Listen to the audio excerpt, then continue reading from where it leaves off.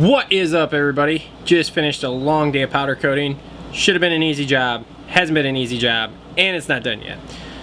But that's pretty much how it goes. So today's vlog, it's gonna be pretty simple. I'm gonna sit here and talk about some things I've learned as far as being self-employed, unemployed for the last 6 months here since I've been doing it. So if that's not your particular brand of vodka, thanks for tuning in. Check out the Moto Aftermath show or some of the riding videos. Also, if you can name that movie quote, I will comment below. Whoever gets it right, I'll send you a sticker pack. Okay, back to the vlog though. We're going to talk about some things I've learned over the last 6 months while being self-employed, unemployed, all that kind of crap. So number one, unemployment is bullshit. Don't ever do it unless you absolutely have to, and that basically means that you literally physically can't go out and work, because number one, they make you jump through a shit ton of hoops, which I think is great. So you got to jump through a shit ton of hoops to get it. Number two, the money's really not that good for the hoops you got to jump through. Number three, your old boss is probably going to try to do something to dick you over out of it, so you're going to have to jump through more hoops. By the time you go through all the time and effort to do it, you might as well just go out and get another job or start a business, because at least then you're making money, or you've got money that you've earned, whatever. So that's my thoughts on unemployment. And that was the first thing I learned while doing this. Second thing, you gotta go out and do it. No one is going to do it for you. No one is gonna hand it to you. No one is going to just give you money, basically. You got to go out and put in some effort. Now, whether you're going on social media, you're starting your own business for something, whatever, you have to go out and you have to do it. You have to do it, and you have to do it all the time. Which kind of leads into like the next several things here. If you're gonna start a business, you are not gonna sleep, plain and simple. I have run on less sleep in the last 6 months than I think I have my entire life. Even when I was going out partying all the time, I've run on less sleep. Between the anxiety of, is your business gonna work, or whatever you're trying to do, is it gonna work? Where is your next dollar gonna come from? Especially if you don't have another job, like where you're employed by someone, you don't really know, like, hey, am I gonna get paid tomorrow? You're kind of like, well, I hope I get paid tomorrow for whatever I'm doing, whether it's, you know, fixing a car or making a YouTube video or whatever. You hope you're gonna get paid, but you're never really quite sure. Next thing, you're gonna work all the time. Absolutely all the time. You might as well get used to, you're gonna work 12 plus hours a day at least, and 12 hours is a short day. Usually you're gonna work 16 plus hours a day. And sometimes you're gonna work closer to 20 to 22 just to try to make yourself successful. And if you don't want to work, if that doesn't sound like your cup of tea, your brand of vodka, of working 12 hours or more a day to try to make whatever you're doing work when you're not employed by someone else, then you shouldn't be an entrepreneur. You shouldn't be self-employed. Go get a job somewhere, be somebody's number two, and be that guy, be the best guy you can be at that, but just go do that. Don't try to start your own business, because it's not gonna work for you, because you're not willing to put in the time. Next thing, if you do start your own business and you're willing to put in the work, just know that wearing all the hats of the company, especially when you start up, is pretty tricky. Now, I know some of you are like, well, you go out and get a bunch of money. Yes, you could go out and get a bunch of money and, you know, hire a huge staff right off the bat. But for most of us who live in the real world, when you start a business, you're primarily it. So when you have to wear the marketing, the CEO, the CFO, the COO, I mean, when you have to wear all those hats at once, it's a lot of different hats to wear. You don't really, like, you gotta pick and choose what's gonna get your attention for the day. I know right now it's pretty difficult for me, because I'm trying to really step the social media game up and do multiple posts a day for all the different companies and personal brands and all that stuff like that I'm trying to do right now. Plus the YouTube channel and everything, so it's really kind of tricky.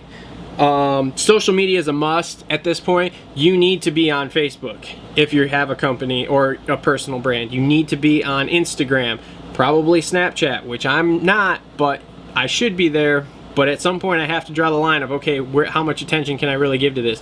YouTube, another huge one that's great to be on. You got to do all the social media. You have to do it consistently all the time. It will help your brand. Today, I'll give you a prime example. Today, I put up ads for different coating stuff on like 3 or 4 different groups, and I gave out 6 or 7 bids at least today alone. So you got to go through and do all that. It's just part of it. And like I said, you just have to kind of figure out that fine line of how much attention can you give to it if the social media isn't your job you're going for. Be organized. That's something I struggle with heavily. But the more organized you are, the better plan you have for your day. The easier your days are going to be, the easier it's going to, or the smoother your days will run. Now, don't get me wrong, nothing ever goes to plan, but the plan will at least help you get back on track after you get off the track and the plan. So anywho, there's lots of little expenses that'll jump up and get you. Insurance, electricity, something breaks and you got to fix it, heating, air conditioning, whatever. There's all these little expenses that are going to jump out of nowhere that you're not expecting to have to spend. You know, the air fitting on your air hose goes bad, or your lens falls off your camera and you got to replace that. Like, there's all this little stuff that adds up really, really quick. You know, you have to have this fluid or whatever for fixing cars, whatever you're doing. You know, there's little expenses everywhere and they'll pop up. So, you know, try to prepare yourself, if you own your own business, to have that cushion in there to say, okay, I can afford to do this. You got to spend money to make money. I know it's like an old adage and it's really like, you know, played out, but you have to spend money to make money. I right now am looking at doing some upgrades to the shop. I look at it and go, man, that's a lot of money to spend. And for that split second, I'm like, I shouldn't do it. And then I start thinking about, okay, if I do this, I can then do this and make this much more.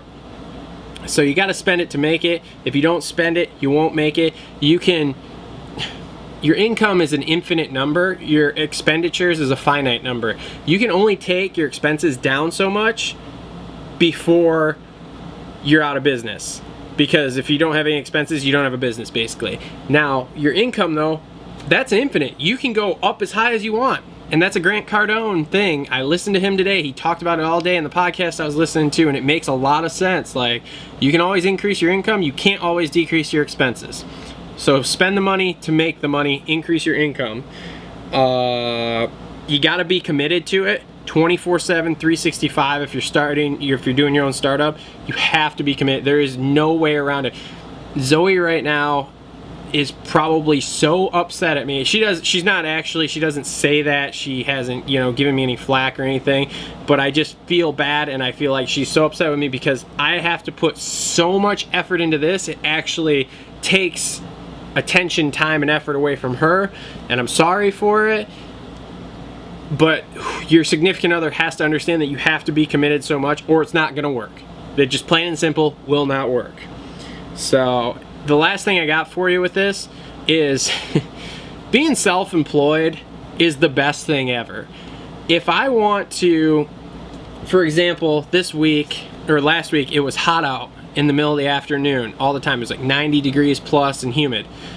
Okay, I'll get up and I'll work till noon, and from noon to 5 o'clock, I'll be in the gym, in the house, working on stuff, taking a nap, whatever, and then I'll go out and work from, you know, 8, 9, 10 o'clock until midnight, 1, 2 in the morning. There were a lot of, you know, 1, 2 o'clocks last week before I crawled into bed by the time I was done with everything. And I put, you know, a minimal of 8 hours into the coding business, plus all my social media stuff. So I was still getting my 12 plus hours in a day, just spreading it out differently. And, you know, not last weekend, but the weekend before, I wanted to hit up both races, Saturday and Sunday. Did that. You can't do that if someone else is your boss. If, you know, the thing is like, the guaranteed money's cool because someone else is paying you, but the freedom, and that's what you have to decide. Is the freedom worth the risk, worth all of this? It's a balancing act, and it's your decision. So these are that's pretty much a short list and short explanation of everything I've learned in the last 6 months as far as being self-employed. So if you guys have any questions, feel free to comment below. Again, that quote at the beginning, comment below if you know what movie that's from. Whoever gets the movie right, if anybody wants to comment on it and they get the movie right, I've got a box full of stickers from all sorts of different companies. I will make up a nice sticker pack for you and send it to you. So that's been the vlog for today. One thing I've been kind of ignoring, we are way past the halfway mark, like 186 days or something was the halfway mark. This is 201, so we're over 200, the 200 mark now, which means we've only got about 164 left. So we have less vlogs left to do our 365 than we have vlogs than what we've made. So this is kind of cool. I wasn't really sure for a while there when we got into like the 100 range. I wasn't really sure if I was going to be able to do this every day like I said I was going to, but we're there. So the first season, like I said, be 365 vlogs long. We're going till I think it's about the 4th of January next year will be the 365th. So, and then once we do that, then I'll probably slow down a little bit because the vlogging every day does take a toll on you. Like I said, it's a commitment thing. But anywho, that's it for the vlog today. Thanks for tuning in. Make sure you comment, subscribe, smash that like button, share it up, and we will see you guys tomorrow.